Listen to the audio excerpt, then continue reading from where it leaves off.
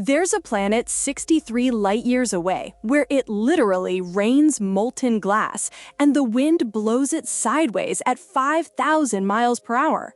Welcome to HD 189733b, the most terrifying place in the galaxy.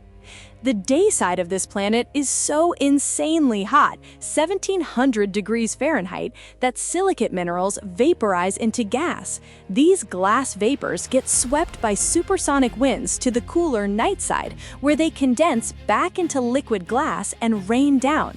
But here's the nightmare part. Those 7,000-kilometer-per-hour winds don't let the rain fall straight down. It gets blown sideways, turning the glass into razor-sharp projectiles. Getting caught in this rain isn't wet, it's death by 1,000 cuts. The planet appears bright blue from space, but that blue isn't from water. It's from clouds of silicate particles, basically tiny glass shards suspended in the atmosphere, scattering blue light like cosmic stained glass. And here's what makes this even crazier. This hellscape orbits its star every 2.2 days. That's 13 times faster than Mercury orbits the Sun. Which exoplanet fact shocked you most? Comment below. Follow Sikho for more mind-blowing space facts. Visit Sikho.ai.